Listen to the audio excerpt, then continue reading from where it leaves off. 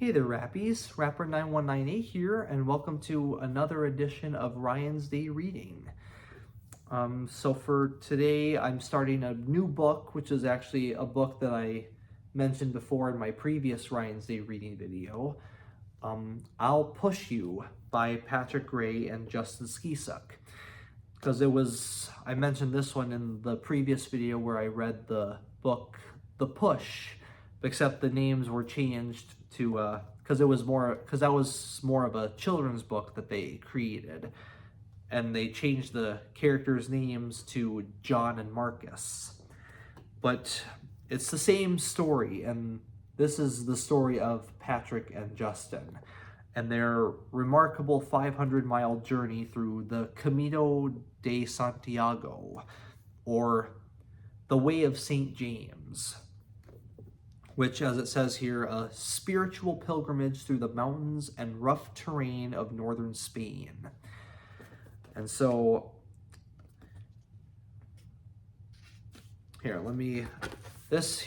is a map of the whole of the Camino de Santiago. This is a map of just how far they traveled, which is just unbelievable.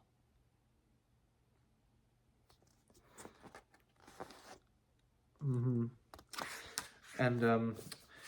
I think really before I get into it, really, I'm going to kind of give a basic outline of the book because I want to make sure everybody is up to speed.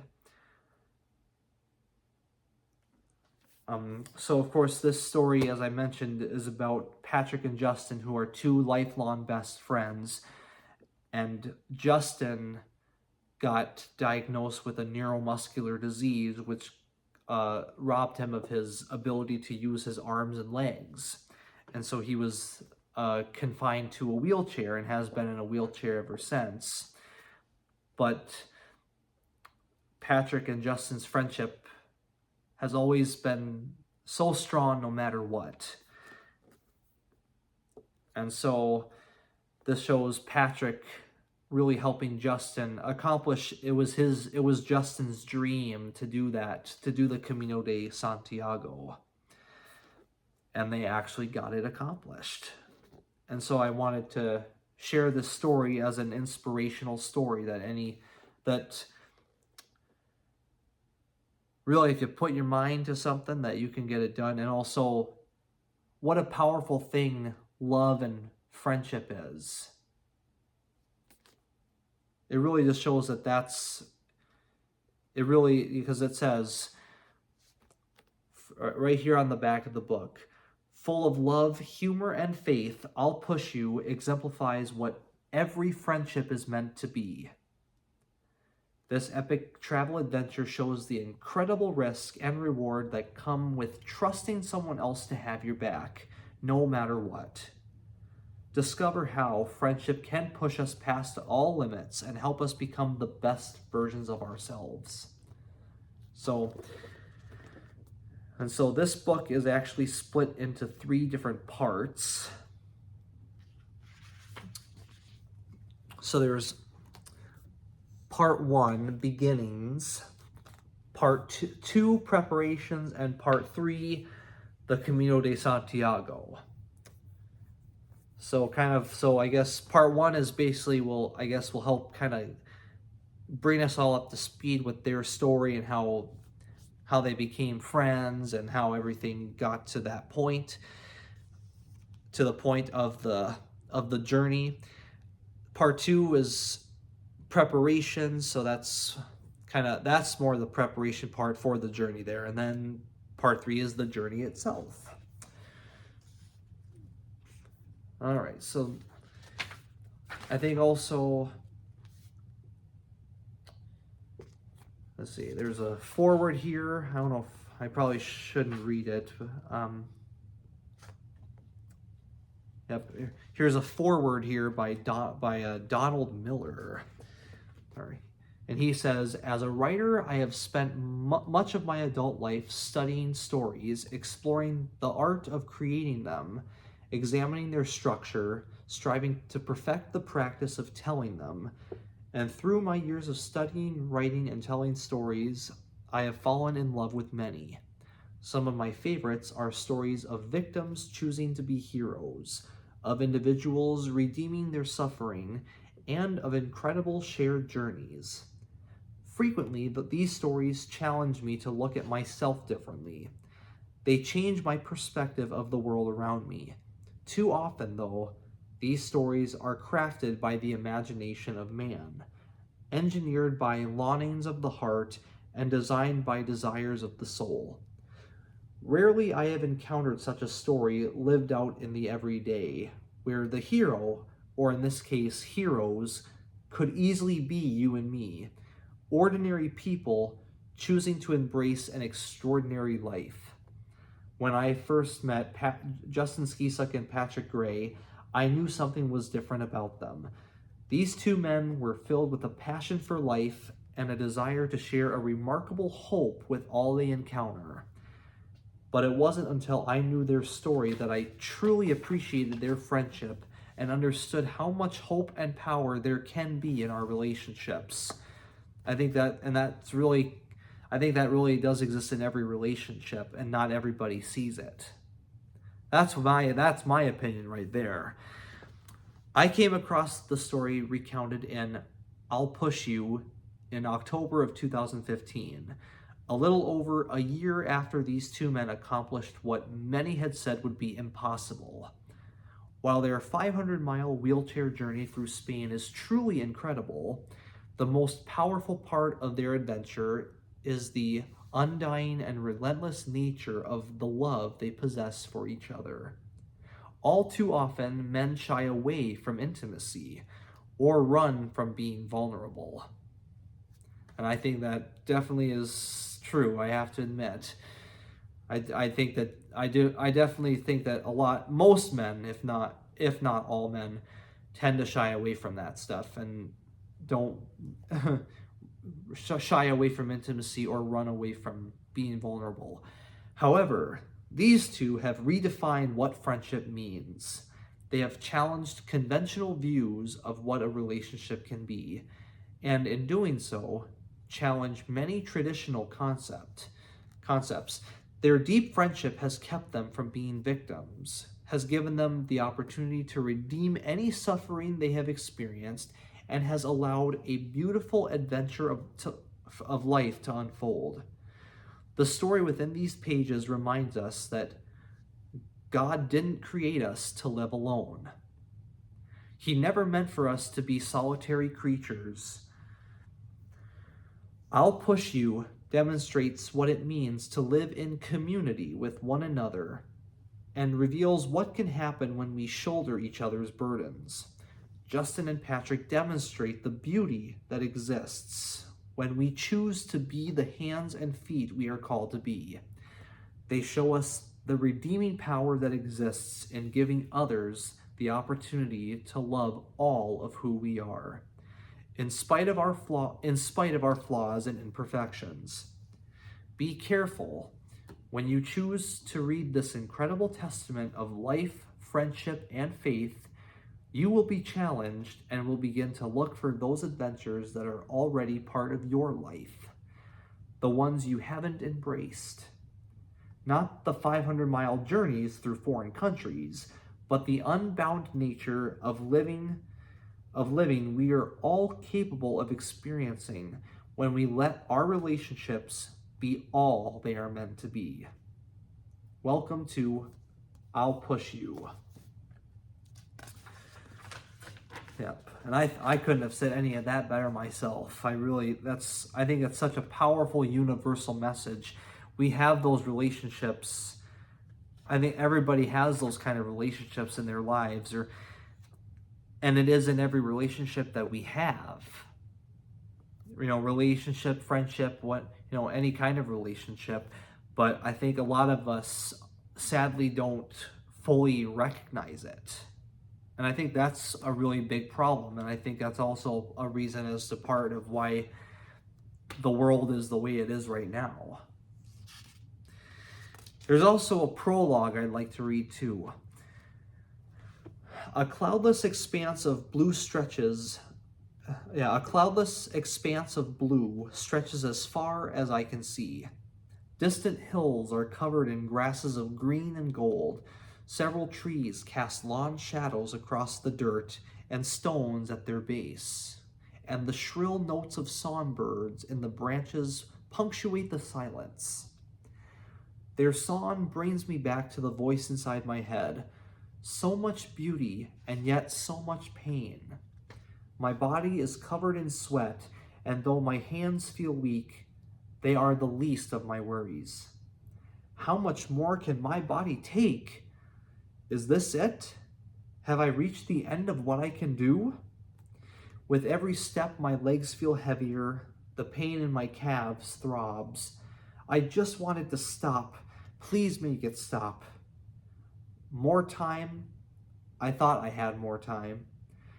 I was afraid this would happen, but I thought it wouldn't catch up with me until the very end. Now, it's all I can do to take 10 steps before I'm forced to rest. Just steady yourself and push through the pain. The ache spreads to my thighs, and my calves begin to quiver before I can take 8 more steps. Rest. Just a few minutes of rest. I decide to keep moving, but after 5 more steps, the pain is almost unbearable, and the weakness is spreading. I extend my right leg back to stretch my calf muscles. This offers a momentary reprieve from the pain. The slight relief I feel as I stretch my left leg tells me I can keep going. But after 3 more steps, I find out how wrong I am. This is it. My legs won't carry me any farther. Why is this happening now? I find a place to sit, but the pain continues. My jaw clenches as I fight back the urge to scream out my frustration. My hands curl into fists as anger wells up within me. Fully spent, I want to release the exhaustion, the frustration, and the pain. My body is failing me. Even worse, I'm failing my wife, my kids, my friends. All my life I've been in control. Now I feel it slipping away. Yep, and I believe that's from Patrick. I believe those are Patrick's words there. So here we'll enter the first part of the book, beginnings. So this is covered by chapters 1, 2, and 3. Okay, so the first 3 chapters is part 1, beginnings. So here we go with chapter 1, answers and questions. And I'm only going to read chapter 1 tonight, and then we're going to stop there for today. So chapter 1, answers and questions. So Justin, how many hours have I spent in the waiting room of a doctor's office over the past 13 years? I've lost count. During that time, I've endured an unending series of multiple biopsies, MRIs, blood tests, and various other forms of poking, probing, and prodding. And still no diagnosis I can depend on. When I was in high school, my best friend, Patrick Gray, used to come with me to a lot of my appointments. But the distance between his home in Idaho and mine in Southern California makes that a little difficult now. Since moving to San Diego, I've often sat here alone waiting for answers. Today, I'm grateful that my wife, Kirsten, is able to be with me. The door leading back to the exam rooms opens, and Jennifer, my doctor's medical assistant, surveys the busy waiting room. We make eye contact, and even though she knows Kirsten and me well, she goes through the formality of calling my name. Justin Skeesuck, come on back. By the time I get to my feet, with my leg braces and cane keeping me upright, Kirsten is already at the door. She knows that I want to get there on my own, even if it takes me a while. As we continue down the hall, Kirsten and Jennifer slow their gait to allow me to keep up. "I like your cane, Justin," Jennifer says as we approach the exam room. "Is it new?" I look down at the dark purple wood. "Yeah, my best friend made it for me." "It's beautiful."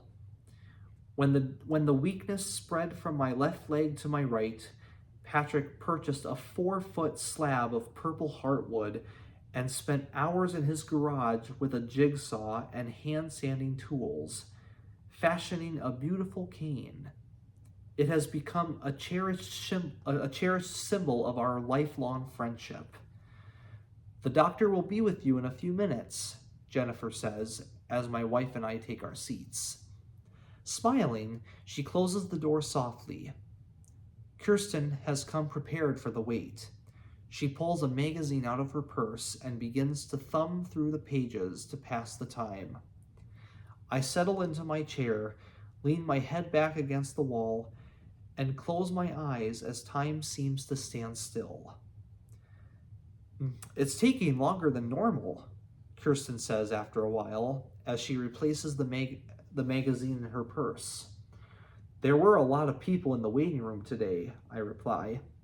"I'm just hoping that when he gets here, he has some answers this time. For years, my team of neurologists has struggled to identify what exactly is going on in my body. Though my symptoms are similar to those of some well-known diseases, such as ALS, they don't perfectly align with any of them. We're hoping this latest round of tests, blood work, and muscle biopsies will bring a breakthrough, anything that will give me some insight into what the future might hold. I would be satisfied at this point just to have a name for what I have. My team of physicians has gone through 4 diagnoses so far, and all have proved to be incorrect.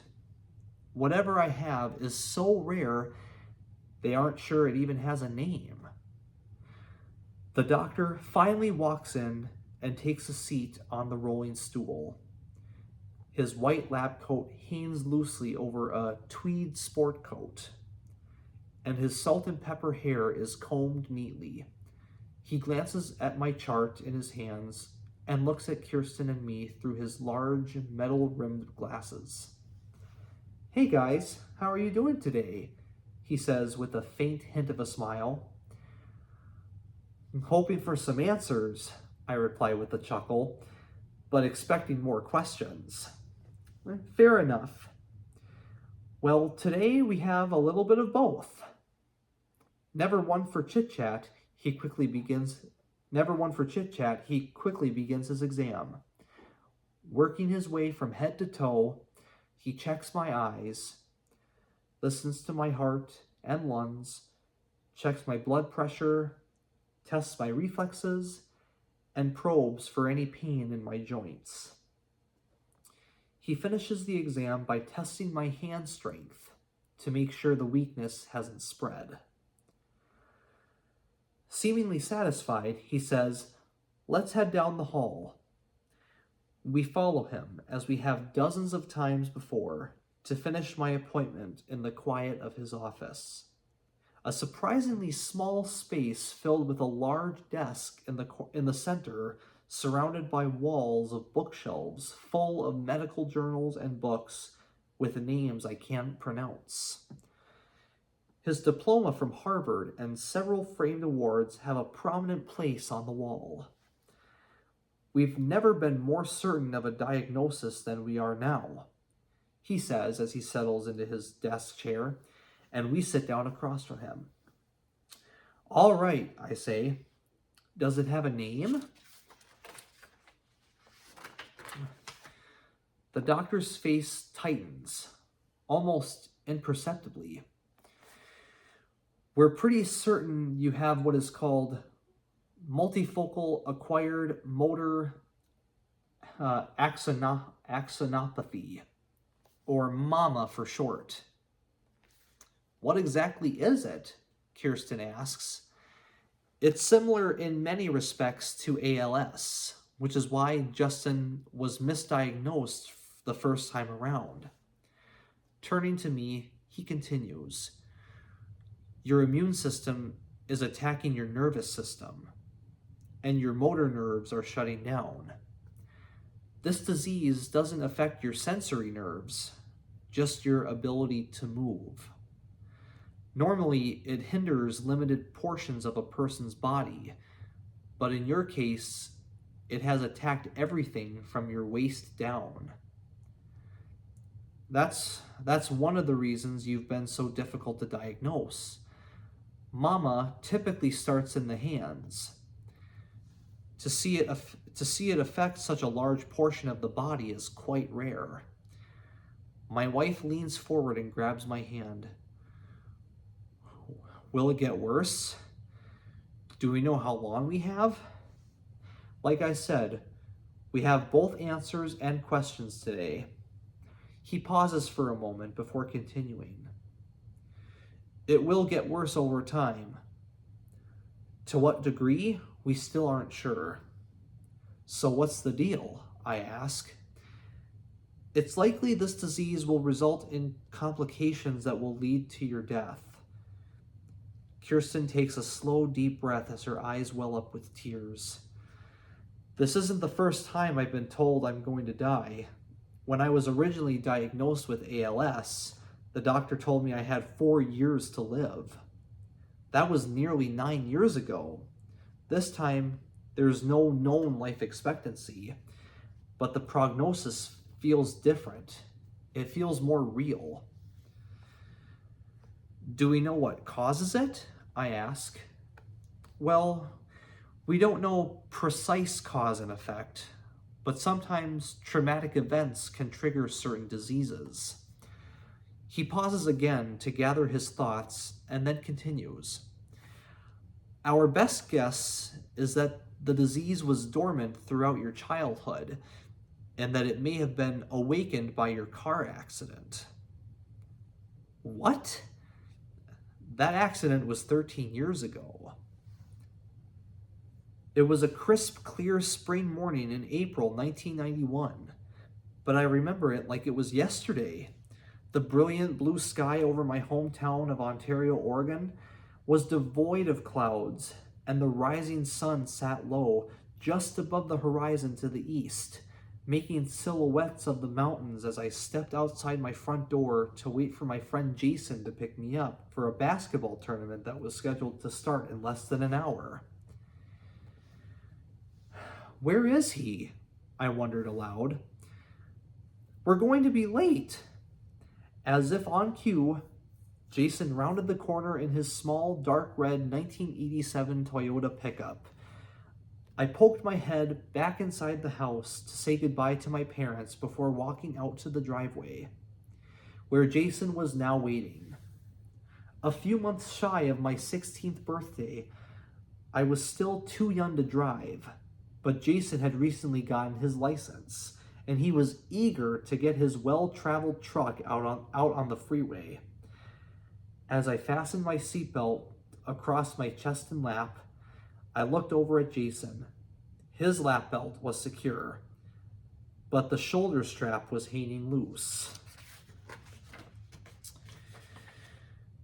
"You should probably get that fixed," I said with a raised eyebrow. Jason just smiled and put the truck in gear. In a matter of minutes, we were on I-84, headed east toward Northwest Nazarene College in nearby Nampa, Idaho. Even with our sunglasses on, the rising sun made us squint as it filled the gap between the pickup's sun visors and the mountains in the distance. Because we were running late, Jason put some extra weight to the gas pedal. As the sun climbed a little higher in the sky, the glare from the east intensified. At 80 miles an hour, Jason was doing his best to get us to the gymnasium on time. But the faster he went, the more noticeable the poor alignment of his truck became. As I leaned forward to find some good music on the radio, The twist of the dial was interrupted by a loud thump, thump, thump from under my feet.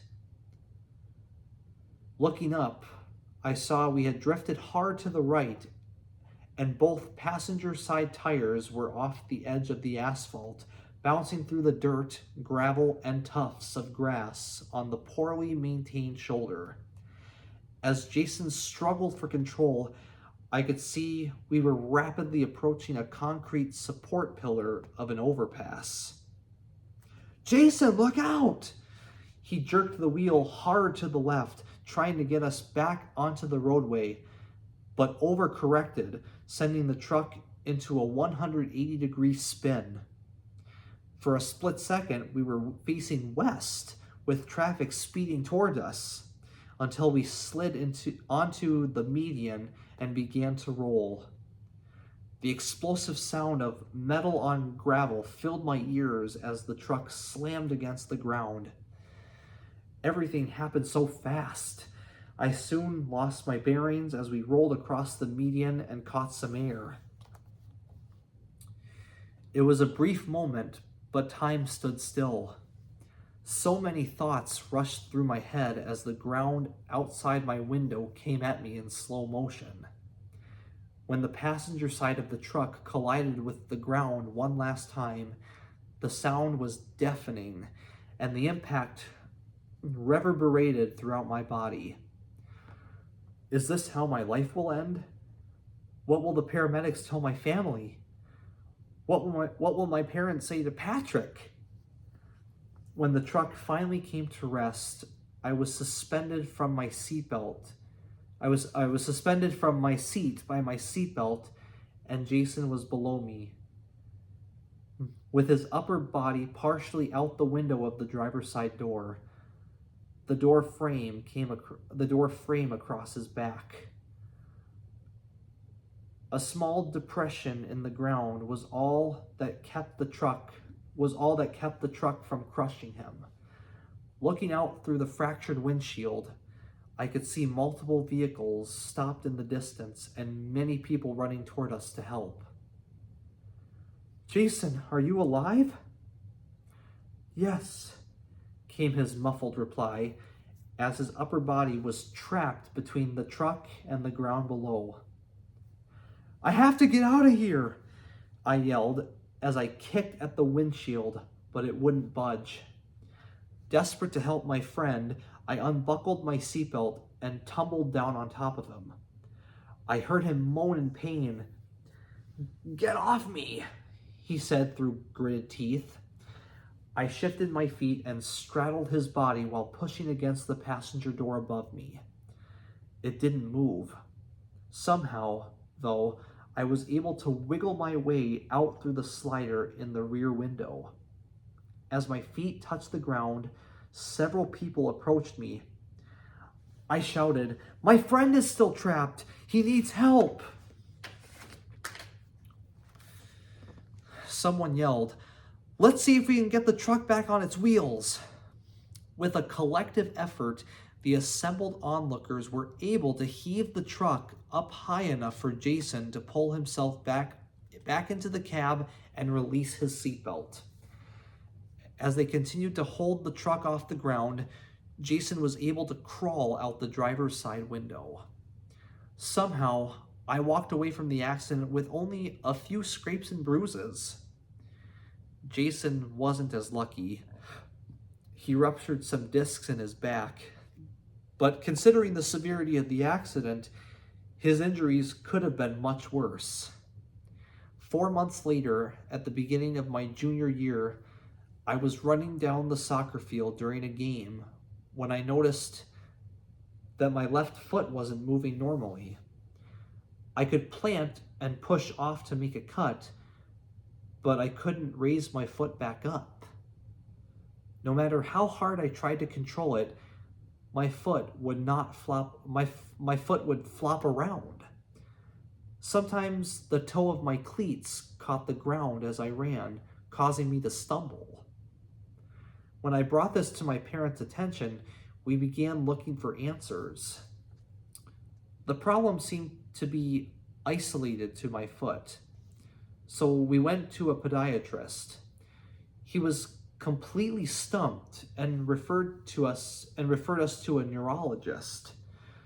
The neurologist had no real answers, but he had a plaster cast molding made of my left foot, which resulted in a custom fitted white orthotic brace made of lightweight plastic. This new support was a footbed insert for my shoe that curved around my heel and snugly supported my calf.